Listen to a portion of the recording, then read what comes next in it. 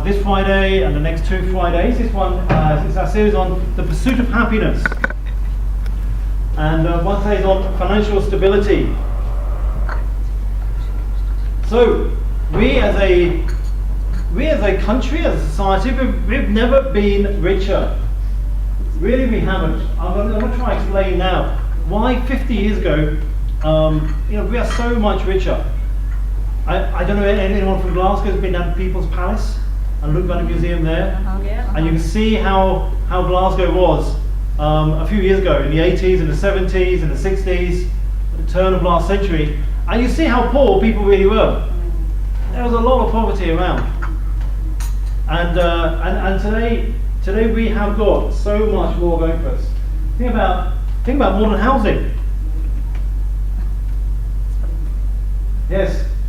Yes, okay, modern housing. That's all right. You can definitely tell I put these slides together. Yeah. The double glazing, central heating, to make our house warm. We can go make our house warm at a touch of a button. So certainly that's very different to how it was when I was growing up. The modern kitchen, the wonders are in the modern kitchen that we have. We have the modern cookers, the microwave ovens, dishwashers, washing machines. The list goes on and on and on. All the things that 50 years ago we just didn't have. Life was that much harder. You think about food. I can spell food. The vast choice of food that we have. We know now what food is good for us, what food isn't so good for us, which we just didn't know a long time ago.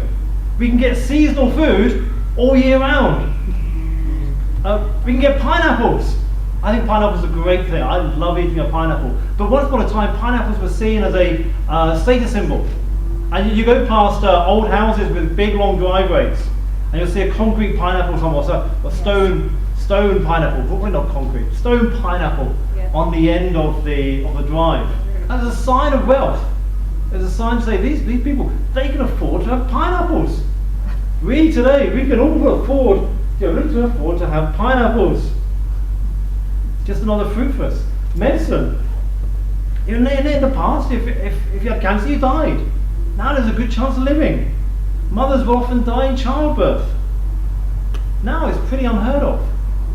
Modern dentistry. My mother, I'm going to tell you a story about my mother. My mother, for her 21st birthday, she had all her teeth out.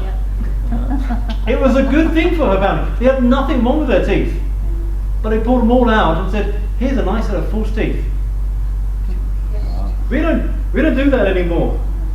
We get older and we still keep our teeth, generally. Generally. It's modern medicine, modern dentistry. We really haven't been any richer than what we currently are now. Technology. I think about my phone. It's not top of the range, but I think about what it does. It's got more processing power than the entire Apollo space program. On my phone, to make a phone call. I can make a video call from my house to someone on the other side of the world. I think that's amazing. It is. I think when I was growing up, that was what you read about in stories, or you saw in some sort of what tomorrow's world is going to look like.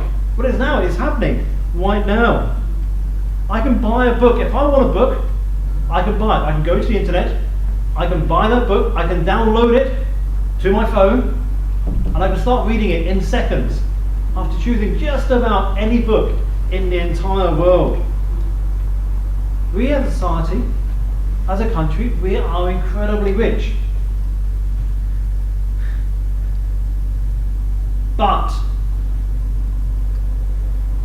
there is a but. 15 million people in the UK are struggling in debt. That's almost 1 in 3 of every adult in the UK. Every day in the UK,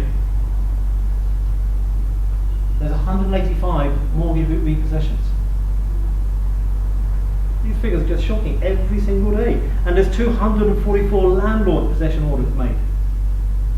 A lot of people losing their homes. There we are. Every day, 390 people are declared bankrupt or insolvent. And Citizens Advice Bureau are reporting 9,500 new debt inquiries every day. 9,500 every day. And that number's rising. And of course, from all of that comes this guy. Stress. Doctors are just reporting more and more people making appointments about stress in their lives, and stress in particular over finances. Just the stress with what it causes, with the relationship issues that can be caused over stress over finances. But what's the answer? Well, the answer is getting the right priorities.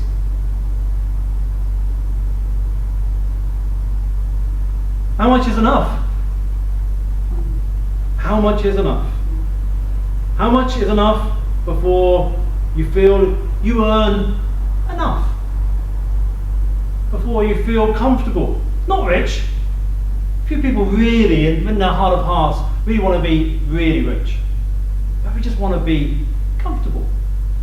We want to have enough. That slightly better car, that slightly bigger house. The answer is just a little bit more. That's enough. Just a little bit more.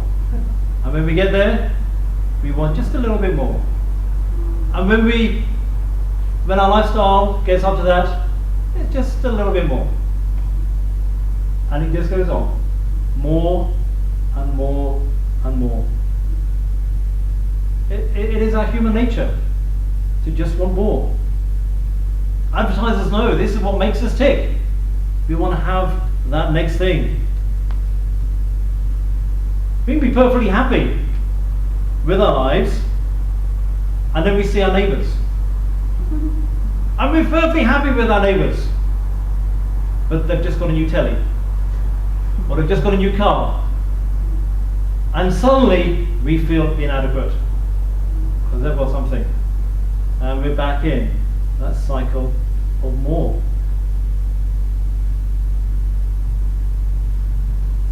Research has shown that we're more likely to compare ourselves against those people who actually have more than us. We look at people who are just a little bit above the ladder. We seldom compare ourselves against people who have less money than us. Although in reality, there's probably more of them. We always compare against those people just up that ladder a little bit. We want that more, especially if those people who are up a little bit on that ladder are the same age as us or a little bit younger. I'll introduce you to someone here. A guy called John Rockefeller. So he lived in the 19th and 20th century. He was the first billionaire in the world. At the age of 23, he became a millionaire. At the age of 50, he became a billionaire. Every decision, his attitude, relationships were all tailored to increase his personal power and personal wealth.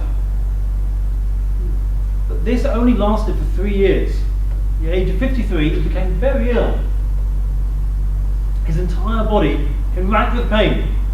He lost all his hair and he was in complete agony. He was the world's only billionaire. He could buy anything he wanted, but the only thing he could actually digest was crackers and milk. He couldn't sleep. He could do nothing. And he had a lot of highly paid physicians and doctors around him, and they concluded he would die within a year. Well, that year passed very slowly. And as he was approaching his death, he had a dream. He had a dream that he wouldn't be able to take any of his possessions with him into the next world.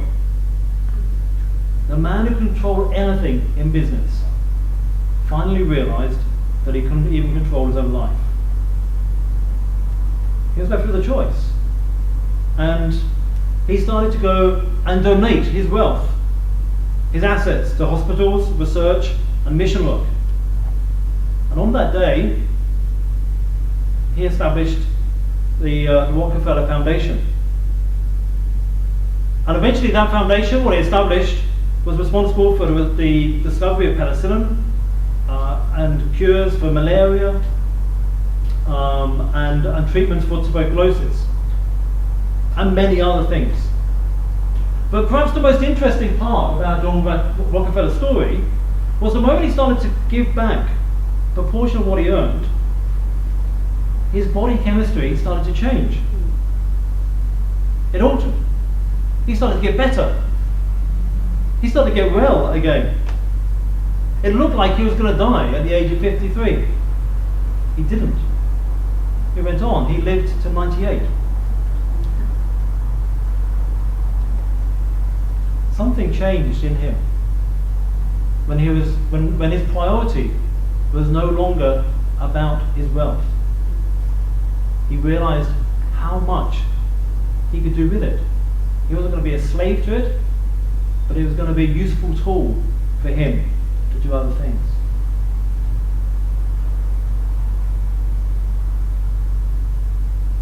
I'm going to talk about this verse here in the Bible. 1 Timothy chapter 6. It says, "For godliness with contentment is great gain." Contentment. It's being satisfied. The ability to be happy with what you have. And true contentment is not affected by your environment. You go past your neighbour's house and they have the new telly, and you're still content. They have the new car, and you're still content. True contentment doesn't matter if you bought the iPad 3. It doesn't matter when the iPad 4 comes out, because you're content with the iPad 3. It does everything you need it to do. In Luke chapter 12, verse 15, it says, this is Jesus saying, "Then he said to them, 'Watch out, be on your guard against all kinds of greed. Life does not consist in an abundance of possessions.'" There's more to life than a collection of stuff. Your stuff, think about it, think about what you have, your possessions, it doesn't define you. It doesn't define who you are. That's where your character comes in. It's your character that defines you. Contentment leads to gratitude, never leads to envy and unhappiness.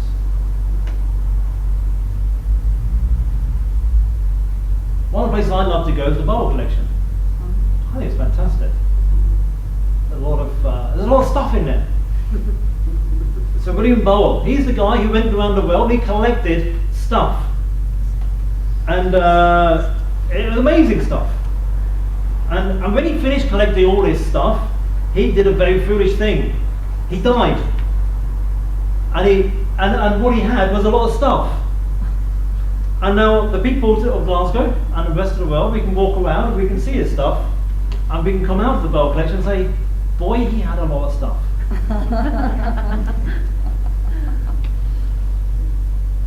People would have wondered how much he left when he died. It's a bit of a silly question, because the answer is the same for everybody. He left everything. There's a story that Jesus tells in the Gospel of Luke. And he told them this parable. Around a certain rich man yielded an abundant harvest. He thought to himself, what should I do? I have no place to store my crops. Then he said, this is what I'll do. I'll tear down my barns and build bigger ones, and there I will store my surplus grain. And I'll say to myself, you have plenty of grain laid up for many years. Take life easy, eat, drink, and be merry. But God said to him, you fool, this very night your life will be demanded from you. then who will get what you have prepared for yourself? This is how it be with whoever stores up things for themselves but is not rich towards God.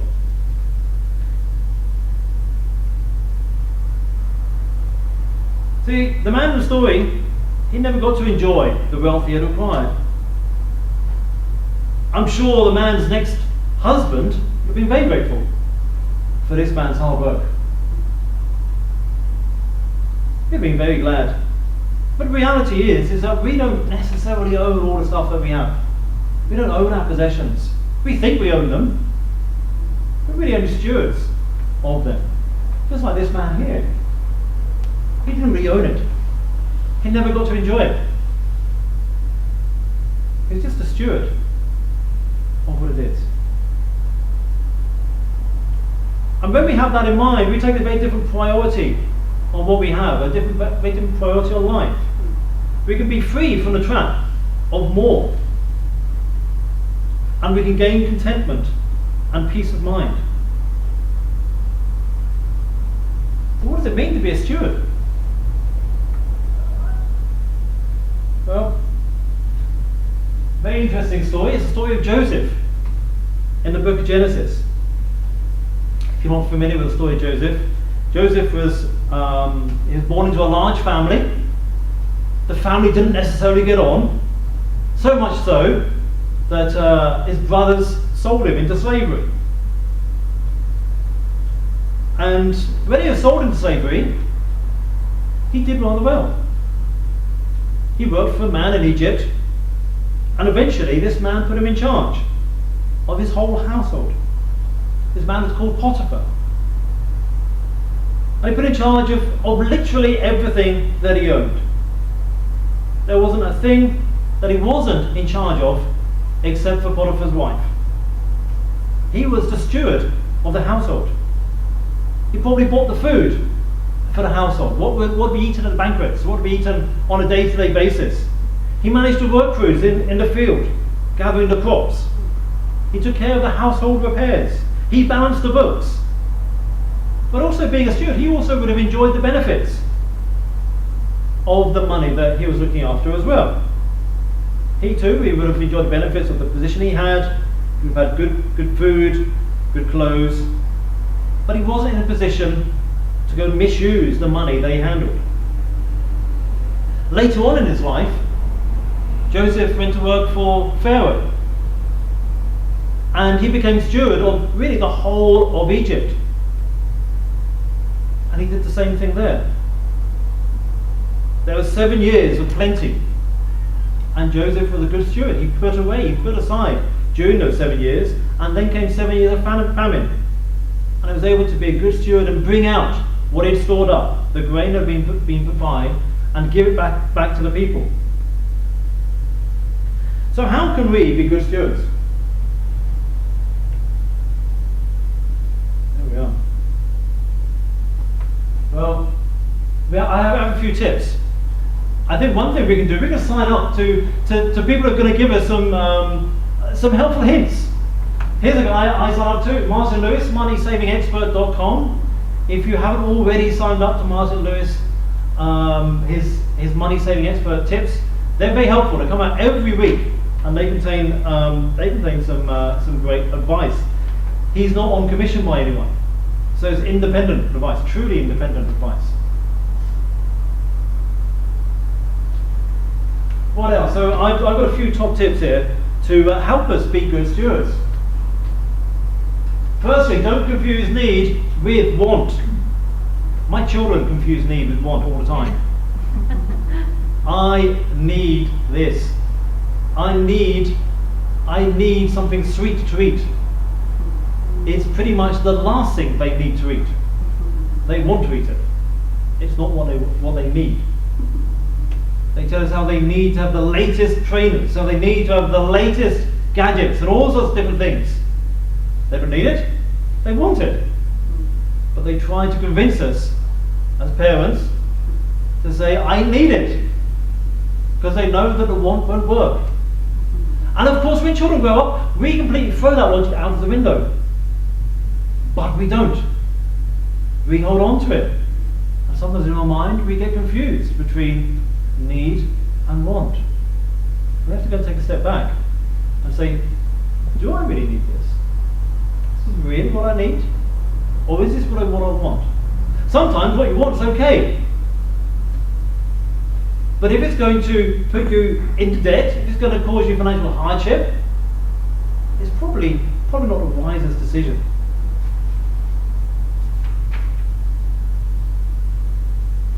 Make a budget. If you're not sure how, look online. There's plenty of advice online about how to make a budget. Talk to your partner, your spouse about it. Talk it over in the budget. Put in things, not just all the things that happen every month, but things that are going to happen throughout the year as well. A common temptation in filling out a budget is not to put in the big things, like Christmas and birthdays. They're not a surprise. So many people get in debt around Christmas time. That shouldn't be a problem. Christmas comes every year. We even know the date every year. We can put that in the budget. We can plan for that throughout the whole year. It doesn't need to be a big surprise. But for other stuff, birthdays, anniversaries, holidays. If you've got a car, the car's MOT. Put all these things in there so they're not a big surprise. Put realistic figures in the budget as well. It's not a wish list. It's not a sort of thing of, I think I can scrape away on this. I think I can scrape away on this. And you put very low figures in the budget. And then it all goes to pot because the figures just aren't right. Put realistic figures in there. Go through your old receipts, your old credit card bills, your old bank statements, and have a look to see actually what you're spending your money on. And let them be a guide for the budget. Well, one thing, it's very tempting. I have an old car, and I know because my car is old that when it goes to the MOT, it's not going to cost me the bare minimum £50. So putting a £50 into my budget is nonsense. I know it's going to be £200 or £300. So I put in a figure of £200 or £300, probably more the upper figure than the lower figure. But put in realistic figures. Also review it regularly. Spend time going over the budget. Spend time saying, actually, how have I done?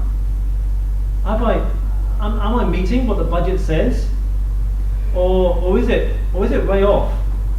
If it's way off, maybe you can adjust it. So what you're spending on food, what you're spending on travel, what you're spending on entertainment, all of these things match and look more representative of actually what you're spending. If it turns out you can't really spend that sort of figure, it's time to think about what can I cut out of doing what I'm doing regularly. Start having a look. Can you take some money from elsewhere? Can you think about these different things? Also with the budget, remember to put in the fun stuff as well. Remember to put in the things like going out, entertainment, eating out, anything that you like to do for recreation. Put that in the budget. Put everything in the budget. And also not only think about your budget now, but also think about your budget in the future as well. If you're paying things off, think about, once that's paid off, then what would I like to go and do with that money? Where is that money going to go?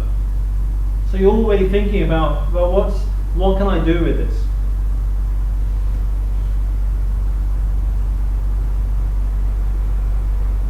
Credit cards. Credit cards have a limit. It's not a target. You're not aiming to get up to that figure that they allow you to spend. That's not the goal of the credit card. 0 is the target. It is not free money.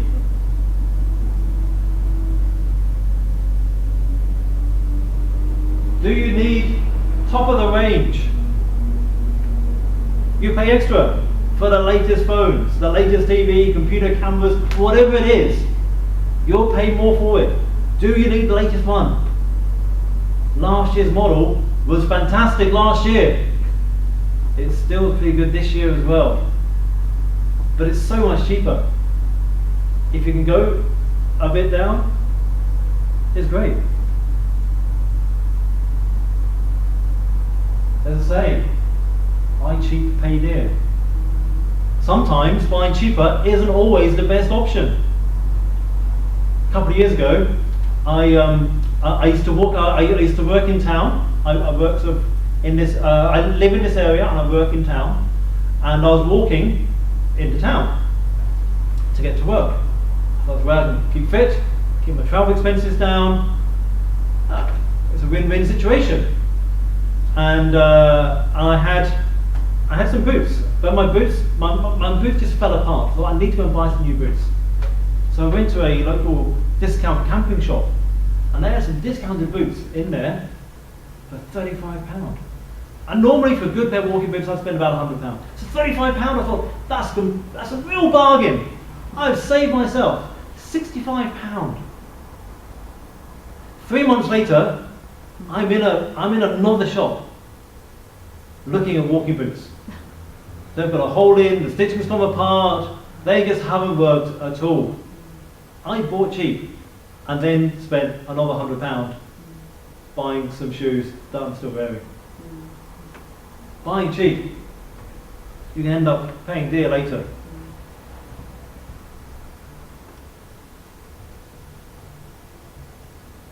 Curtail your contracts. Can you get away with a pay-as-you-go phone? If you do spend a lot of money on a pay-as-you-go phone, maybe think about a contract. Do you have a Sky package? Do you need all the channels that you get? Who else is taking money from you every month? A lot of these companies, they know that you couldn't spend £1,000 in one go. So they don't ask you to spend £1,000 in one go. They'll say just spend £50 in one go every month. Or £60 every month. And they just hook you in. Do you need all these things? Negotiate when you come to renew. Phone contracts, energy bills, insurance. Don't just accept the renewal offer. You can often negotiate on these things.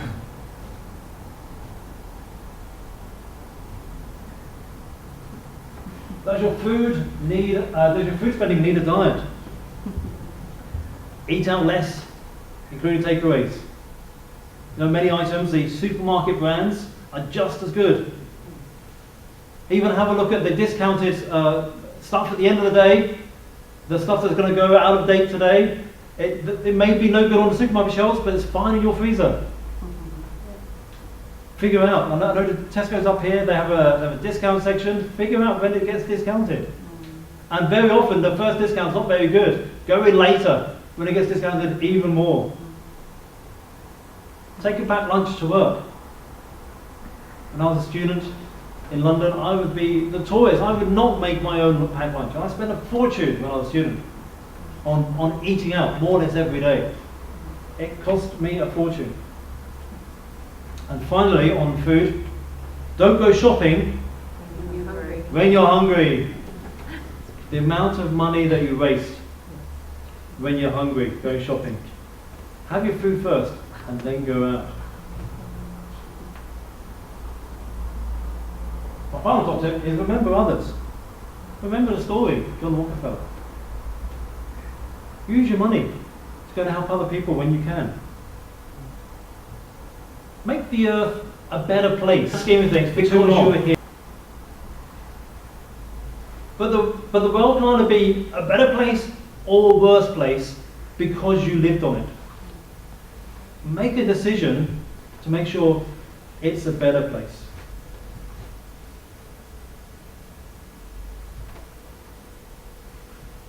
So they are my top tips. Finally, we're going to look at true treasures.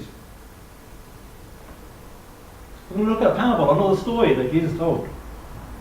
Jesus told his disciples there was a rich man whose manager accused him of wasting his possessions. So he called him in and asked him, "What is this I hear about you? Give an account of your management, because you cannot be manager any longer." The manager said to himself, "What should I do now? My master is taking away my job. I'm not strong enough to dig, and I'm too ashamed to beg. I know what I'll do, so that when I lose my job here, people will welcome me into their houses. So he called each of his master's debtors. He asked her first, how much do you owe my master? 900 gallons of oil, he replied.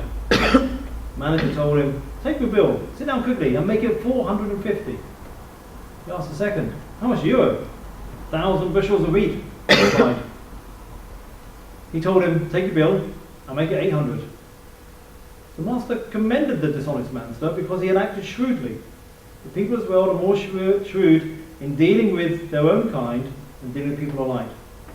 I tell you, use worldly wealth to gain friends for yourself, so when it's gone, you'll be welcomed into eternal dwellings. It's an interesting story that Jesus tells here. You know, it covers all sorts of things about dishonesty and different other things that the manager's doing. But one thing the manager did realise was that money wasn't the true treasure. It's not the real thing to go after. It's not the thing to go live for. He was only a steward of that money. It was never his. And it was running out, at least for him. What really counts is relationships. These are things we can really build on. There's a quote, anonymous quote. No man on his deathbed ever looked up into the eyes of his family and friends and said, I wish I'd spent more time in the office. Doesn't happen. Money comes and goes. It can be used, it's a useful tool. And we need to get better at using it to help us. But it's not the aim, it's not the goal. Relationships are the things that last. Money and possessions are temporary, but a relationship can be eternal. They really are the only thing we can go and take with us. That's the end of the talk. Please stick around. Next week, we're going to do another talk on relationships and having stable relationships. So please stay around, enjoy the company, and have a coffee. Thank you very much.